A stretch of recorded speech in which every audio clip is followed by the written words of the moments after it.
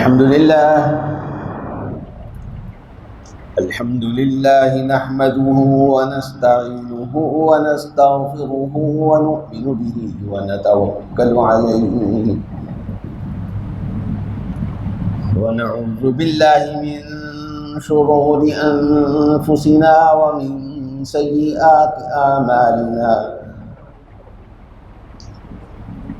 من يهده الله فلا مضل له ومن يضلله فلا هادي له ونشهد أن لا إله إلا الله وحده لا شريك له ونشهد أن سيدنا وسندنا ومولانا محمدا عبده ورسوله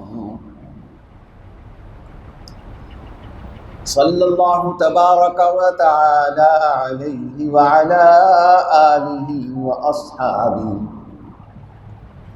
وبارك وسلم تسليما كثيرا.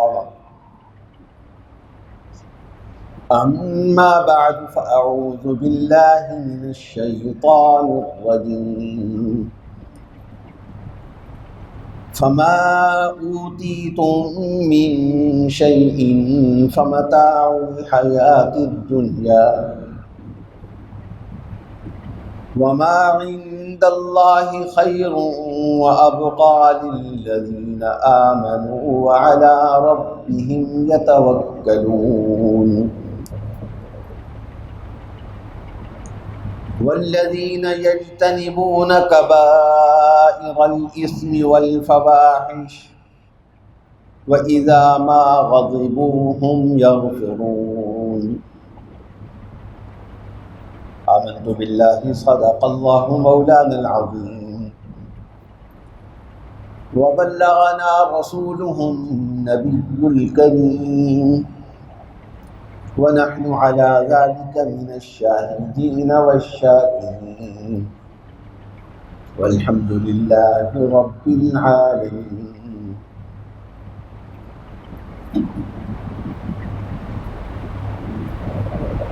قرآن کریم میں اللہ جل جلالہ نے ایک اسلوب اور ایک طریقہ اختیار فرمایا ہے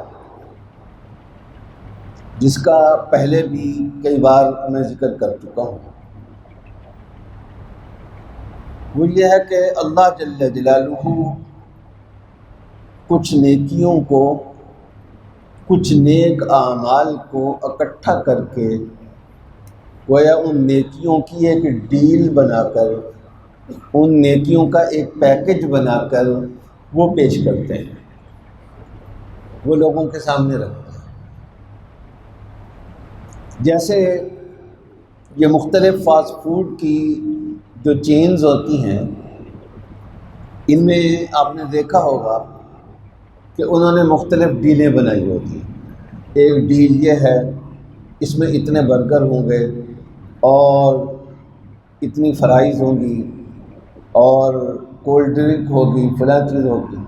اور یہ دوسری ڈیل ہے، اس میں یہ ہوگا، یہ ہوگا، یہ ہوگا، یہ ہوگا. اور یہ تیسری ڈیل ہے، اس میں یہ ہوگا، یہ ہوگا، یہ ہوگا، یہ ہوگا. اسی طریقے سے اللہ جل جلالہ نے نیک اعمال کے کچھ سیٹ بنا کر ذکر کیے ہیں. یعنی ایک جگہ پر چند نیکیوں کو، چند نیک اعمال کو ملا کر ذکر کیا جاتا ہے. اور یہی بات نبی کریم صلی اللہ علیہ وسلم کی حدیث مبارک میں بھی ہے کہ آپ سے پوچھا گیا کہ کوئی ایسا عمل بتا دیجیے جو ہمیں جنت میں لے جائے.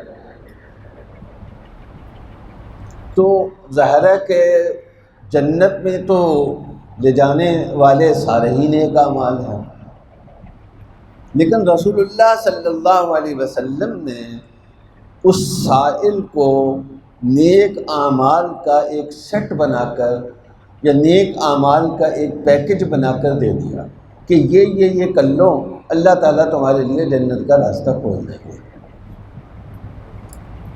قرآن کریم میں اس طرح کے مقامات بہت سارے ہیں جن میں سے ایک مقام وہ ہے سورۃ الشورى کا، جس کی چند آیتیں میں نے تلاوت کی۔ اس سے پہلے اللہ جل جلالہ یہ فرما رہے ہیں کہ تم پہ جو بھی مصیبت آتی ہے ان کا ایک بڑا حصہ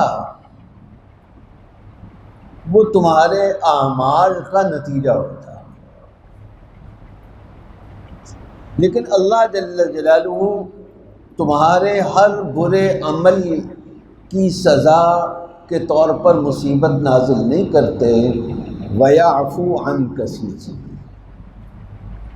بہت سارے اعمال ہیں جن کو اللہ تعالیٰ ویسے ہی مٹا دیتے ہیں، ختم کر دیتے ہیں، ریکارڈ ہی سے انہیں نکلوا دیتے ہیں۔ عفا یعفو کے معنی ہوتے ہیں کسی چیز کے نام نشان کا بھی مٹ جانا۔ تو یہ قرآن کریم یہ کہہ رہا ہے، اور اس کے بعد یہی بات آگے چل رہی ہے۔ ان آیتوں میں جو اس وقت میں نے پڑھی ہیں، ان آیتوں میں آ کر اللہ جل جلالہ یہ فرما رہے ہیں کہ فما اوتیتم من شیء فمتاع الحیات الدنیا وما عند اللہ خیر وابقی،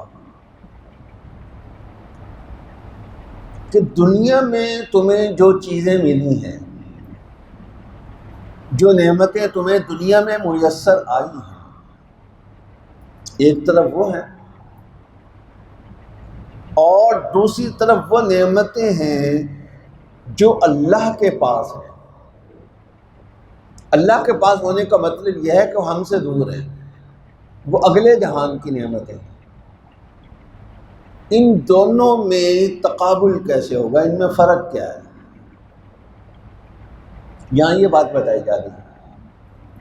اور اسی آیت کی تشریح ہم سمجھ سکتے ہیں ان تمام احادیث مبارکہ کو جن میں نبی کریم صلی اللہ علیہ وسلم نے یہ بتایا ہے کہ دنیا کو آخرت کے ساتھ کیا نسبت ہے۔ مثلا ایک جگہ رسول اللہ صلی اللہ علیہ وسلم نے فرمایا کہ اگر تم اپنی انگلی کسی بہت بڑے سمندر کے اندر ڈالو اور سمندر کے اندر اپنی انگلی ڈال کر نکال دو، تو کہنے کی حد تک جو تمہاری انگلی کو لگا ہوا ہے وہ بھی پانی ہے، پانی ہی لگا ہوا۔ کسی سے بھی پوچھیں گے کہ انگلی پہ کیا لگا ہوا، وہ یہی کہے گا کہ یہ پانی ہے۔ اور جو سمندر میں ٹھاٹھے مار رہا ہے وہ بھی پانی ہے دونوں پانی ہیں، لیکن ان میں نسبت کیا ہے، آدھو آدھ کی ہے، 1 اور 100 کی ہے، 1 اور 1000 کی ہے، 1 اور لاکھ کی ہے، 1 اور کھرب کی ہے۔ کمپیوٹر کے آپ کے جتنے بھی ڈیجٹ ہو سکتے ہیں وہ جواب دے جائیں گے، لیکن وہ نسبت جتنی چھوٹی ہے اس کو بیان کرنے سے ہمارے کمپیوٹر بھی عاجز آ جائے گا۔ دنیا سمندر کے اندر کتنا پانی ہے اور انگلی کے اندر لگا ہوا کتنا پانی ہے، ان دونوں میں کوئی نسبت نہیں۔ تو رسول اللہ صلی اللہ علیہ وسلم نے فرمایا یہ مثال ہے سمجھانے کے لیے کہ انگلی کو جو لگا ہوا پانی ہے اس کو یوں سمجھو اس کی بھی کچھ نہ کچھ حقیقت ہے، لیکن یہ یوں سمجھو کہ یہ دنیا ہے، اور سمندر کے اندر جو ٹھاٹھے مارتا ہوا پانی ہے اس کے بارے میں یہ سمجھو کہ یہ آخرت ہے۔ تو جو نسبت انگلی کے پانی کو پورے سمندر کے پانی کے ساتھ ہے، دنیا کو آخرت کے ساتھ وہ نسبت ہوتی ہے، وہ اتنی کم ہے صحیح دنیا، یہ نہیں کہتے کہ ہے ہی نہیں، ہے صحیح دنیا، لیکن آخرت کے مقابلے میں ناقابل ذکر ہے، اتنی کم ہے۔ یہاں اللہ جل جلالہ نے فرمایا کہ وما اوتیتم من شیء فمتاع الحیات الدنیا، کہ جو کچھ بھی تمہیں اس دنیا کے اندر ملا ہے تو یہ اس نزدیک والی دنیا کی زندگی کا متاع ہے، فمتاع الحیات الدنیا۔ ہم دنیا کا ترجمہ دنیا ہی کر لیتے ہیں، ایک جہان، ایک ورلڈ کے معنی میں یہ بھی ہوتا ہے، یہ معنی بھی اس کا بنتا ہے، لیکن دنیا کے اصل معنی یہ ہیں کہ جو ہمارے بہت قریب ہو، اس کا فاصلہ ہم سے زیادہ نہ ہو۔ تو اللہ جل جلالہ یہ کہہ رہے ہیں کہ جو کچھ تمہیں اس دنیا کے اندر ملتا ہے، اس دنیا کی جتنی چیزیں ہیں، وہ چاہے بڑے بڑے محلات ہوں، چاہے وہ بڑی بڑی گاڑیاں ہوں، وہ بڑے بڑے بزنس ہوں، وہ بڑے بڑے بینک بیلنس ہوں، جزیرے مل جائیں انسان کو، انسان چاند پر جا کر آباد ہو جائے، انسان مریخ پر جا کر آباد ہو جائے، ایک ایک شخص کے نام ایک ایک سیارہ الاٹ ہو جائے، ایک ایک آدمی ایک ایک سیارے کا مالک بن جائے،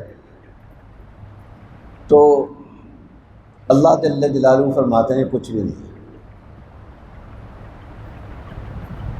یہ تھوڑے سے فاصلے کی چیز ہے۔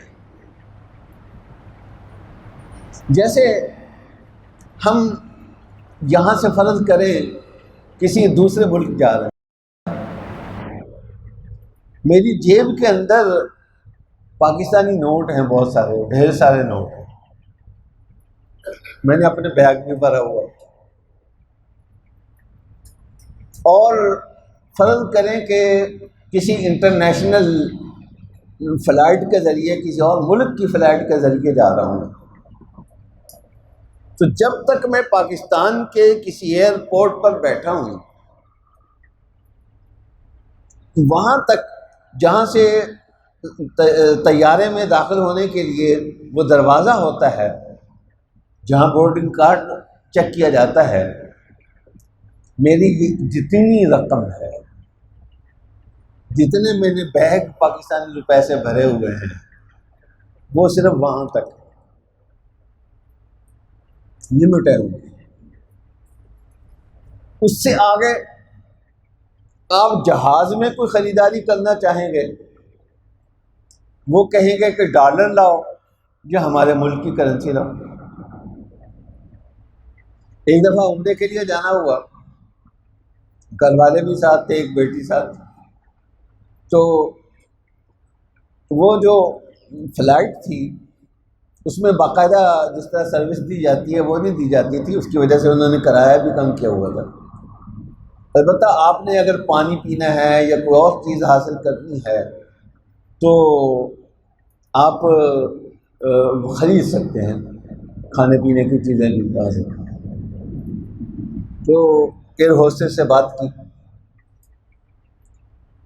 اس نے کہا کہ وہ چونکہ دبئی کی تھی، وہ کمپنی ابو ظبی کی، اس نے کہا کہ یا ڈالر چلے گا یا اماراتی درہم چلے گا۔ میں نے کہا جیب میں کچھ سعودی ریال رکھے ہوئے ہیں، کہتے وہ بھی نہیں چلیں گے، پاکستانی روپے بھی نہیں چلیں گے۔ تو خیر خدا کا کرنا ایسا ہوا کہ اپنے بٹوے کو اچھے طریقے سے جب وہ کھنگالا تو اس میں سے چند ڈالر نکلا، احتیاطاً میں نے رکھ لیے کہ ضرور پڑ سکتی ہے کسی جگہ پر۔ تو یہ گیٹ ہے، یہ گیٹ کراس کرتے ہی تو اتنی بڑی دولت آپ کے پاس بظاہر ہے وہ بالکل بے معنی ہو کر رہ جاتی ہے۔ میں دنیا کا جو لفظ ہے یہ سمجھا رہا ہوں کہ یہ تمہارے متاع کے معنی یہ کام کی چیز ہے، بیکار نہیں ہے دنیا۔ قرآن نے کہیں دنیا کو بیکار نہیں کہا، بے مقصد نہیں کہا۔ یہ سامان ہے، یہ کام کی چیز ہے، یہ لطف اندوز ہونے کی چیز ہے، برتنے کی چیز ہے، استعمال کی چیز ہے، لیکن اس کی لمٹ بہت محدود ہے۔ یہ زیادہ دور تک تمہارا ساتھ نہیں دیتی، بس قریب کی جو تمہاری زندگی ہے، الحیات الدنیا، یہ تھوڑے سے فاصلے تک۔ کتنا فاصلہ ہے؟ اس لمحے سے ہو سکتا ہے وہ صرف 5 منٹ ہو۔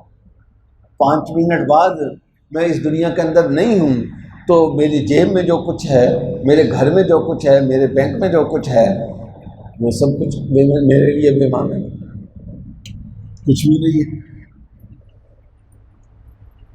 10 منٹ موت اور ہوگی، 10 سال اور ہوگی، جتنی بھی ہے بہرحال وہ اللہ کو معلوم ہے، وہ ایک لمٹ ہے، بس اس لمٹ تک کام آنے والی چیزیں ہیں۔ وما اوتیتم من شیء فمتاع الحیات الدنیا، یہ برتنے کی چیز ہے، استعمال کی چیز ہے، اس سے زندگی چلتی ہے، متاع الحیات ہے، لیکن اس یہ نہ بھولیے کہ یہ دنیا بھی ہے۔ تھوڑی سی قریب کی جو زندگی ہے تمہاری، جس کی لمٹ بس آنے ہی والی ہے، 70 سال بھی لگ گئے تو 70 سال جو ہیں وہ اگر پورا جو اللہ نے ٹائم بنایا ہے ازل سے ابد تک، اس کے اندر رکھ کر دیکھیں 70 80 90 100 سال کو، تو وہ پانی کا ایک بلبلہ بھی نہیں بنتا، اتنی چھوڑی ہے۔ تو دنیا کی زندگی کو بے مقصد تو نہیں کہا، لیکن اس کا لمیٹڈ ہونا ضرور بیان کیا، اور اس کے مقابلے میں اگلی زندگی، اگلا جہاں، اس کو یہ کہا وہ اللہ کے پاس ہے، ہمارے پاس نہیں ہے، اس لیے اس کو کہہ دیا جاتا ہے اللہ کے پاس ہے، وگرنہ یہ دنیا بھی اللہ کی ہے، اگلا جہان بھی اللہ کا ہے۔ تو فرمایا کہ وما عند اللہ خیر و ابقا، آخرت میں جو کچھ ہے، اگلے جہان میں جو کچھ تمہارے لیے ہے، اللہ ہم سب کے ایمان کو سلامت رکھیں اور خاتمہ بالخیر فرمائیں، اور ہم پر اپنا کرم فرمائیں۔ اگر اللہ کا کرم ہو گیا تو پھر اللہ کے پاس جو کچھ ہے وہ تو اس میں 2 خصوصیتیں ہیں، 2 برتریاں ہیں اس دنیا کے سامان پر۔ ایک تو یہ کہ خیر، اس کی کوالٹی بہت بلند ہے۔ دنیا کی چیزوں کی اعلیٰ سے اعلیٰ کوالٹی آپ لے لیں، آخرت کی چیزوں کے مقابلے میں اس کی کوئی حیثیت نہیں۔ اگر کوئی آدمی آخرت کا، جنت کا انگور کا ایک دانہ کھا لیتا ہے، فرض کریں، اس کے بعد دنیا کا کوئی انگور، بہترین سے بہترین انگور اسے نہیں بھائے گا، اسے اچھا نہیں لگے گا۔ تو آخرت کی ایک برتری تو یہ ہے کہ اس کی کوالٹی بہت اعلیٰ ہے، وہ اس کے مقابلے میں بہت بہترین ہے۔ اور دوسرا یہ کہ وہ ابقا، ادھر دنیا تھا اور ادھر ابقا ہے، اس کی لمٹ ہے اور اس کی لمٹ کوئی نہیں، وہ لامحدود ہے، وہ ہمیشہ کے لیے۔ اللہ ہم سب کو ہمارے گناہ معاف کر کے جنت میں جانے والا بنا دیں، لیکن ایک مرتبہ جنت میں قدم رکھ لیا تو پھر یہ نعمتیں کبھی چھینیں گی نہیں، ان کی لمٹ کوئی نہیں، ان کے سٹارٹ ہونے کی تو لمٹ ہے کہ فلاں وقت فلاں شخص جنت میں جائے گا، لیکن ان کے ختم ہونے کی کوئی لمٹ نہیں۔ یہاں تک بات کر کے اللہ جل جلالہ بتاتے ہیں کہ یہ آخرت کی یہ نعمتیں جو کوالٹی میں بھی بہت اعلیٰ ہیں اور ان لمیٹڈ ہیں، وہ ملیں گی کن لوگوں کو، حاصل انہیں کیسے کرنا ہے، انہیں پانا ہم نے کیسے ہے۔ تو یہاں اللہ جل جلالہ نے کچھ اعمال کی، کچھ اوصاف کی ایک ڈیل بنا کر یا ایک پیکج بنا کر ہمارے سامنے پیش کیا کہ یہ پیکج اگر اپنے اندر انسٹال کر لو گے، اس کو لے لو گے، تو تمہارے لیے جنت کے راستے کھل جائیں گے۔ فرمایا خیر وما عند اللہ خیر وابقى للذین آمنوا۔ پہلی بات تو یہ ہے کہ ایمان کی دولت پاس ہوتی ہے، اس لیے کہ ایمان کے بغیر کوئی کام نہیں۔ سب سے بڑی دولت اللہ کی طرف سے جو انسان کو ملتی ہے وہ ایمان۔ اس لیے اللہ سے جہاں اور مانگتے ہیں اپنے ایمان کی سلامتی اور ایمان پر خاتمے کی دعا بہت کثرت سے مانگنا چاہیے، بہت کثرت سے مانگتے ہیں، خاص طور پر آج کے دور میں لوگ ملحد ہو رہے ہیں، دین کو چھوڑ رہے ہیں، خدا کا انکار کر رہے ہیں۔ کیا کن چیزوں پر؟ یہی سطحی سی باتیں۔ اس سائنس کے کچھ کمالات اور کرشمے دیکھ لیے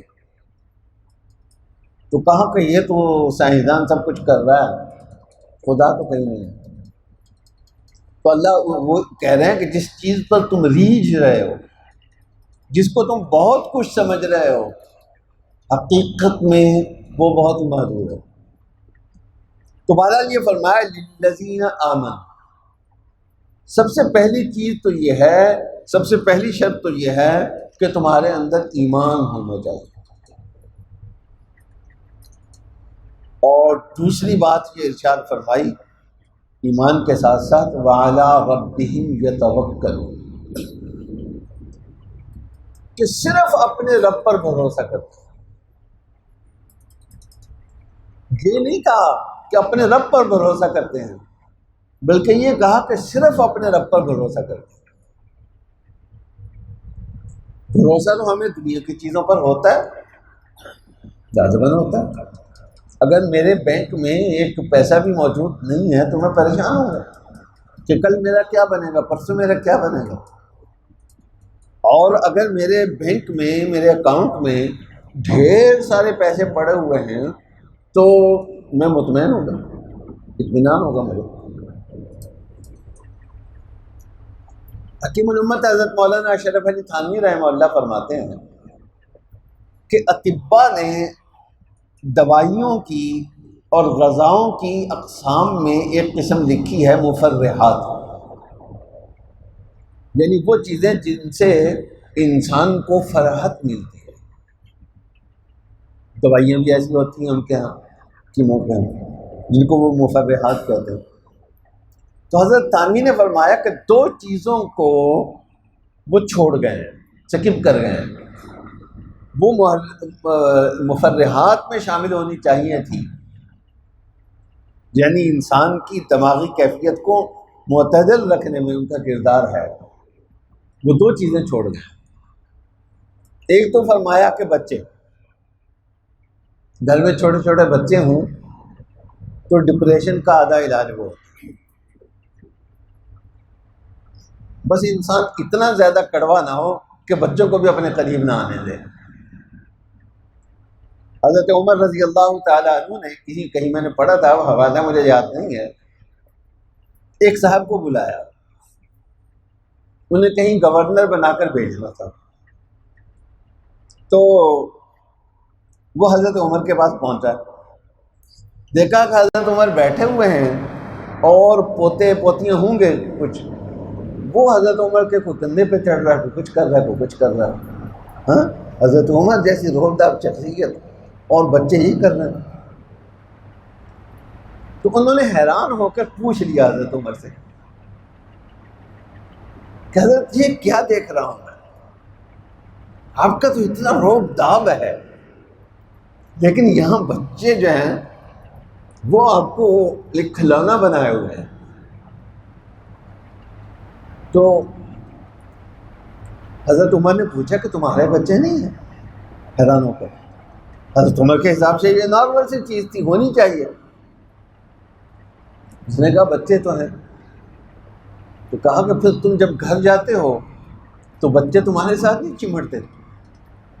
میں نے کہا کیا چمٹنا ہے، گھر میں داخل ہوتا ہوں تو میرا رو بھی اتنا زیادہ ہوتا ہے کہ اپنی اپنی جگہ پر سب کی سانس خشک ہو جاتی ہے، سب دبک کر بیٹھ جاتے ہیں. حضرت عمر نے فرمایا کہ پھر تو اس قابل نہیں ہے کہ تجھے گورنر بنا دے، یہ تو ذہنی مریض ہے بندہ. تو اس حد تک نہ گیا ہو تو حضرت تھانوی رحمہ اللہ فرماتے ہیں کہ اولاد اور بچے یہ بھی مفرحات میں سے ہیں. اور دوسرے فرمایا پیسے، کہ جب آدمی کو سہارا ہوتا ہے نا، پیسے ہوتے ہیں تو اس کو تھوڑا سا اطمینان ہوتا ہے کہ چلو کل میری اچھی گزر جائے گی، پرسوں اچھی گزر جائے گی، میں اپنے بچوں کے فرائض سے آسانی سے سبکدوش ہو جاؤں گا. اور اگر نہ ہو تو پھر آدمی تھوڑا سا پریشان ہوتا ہے.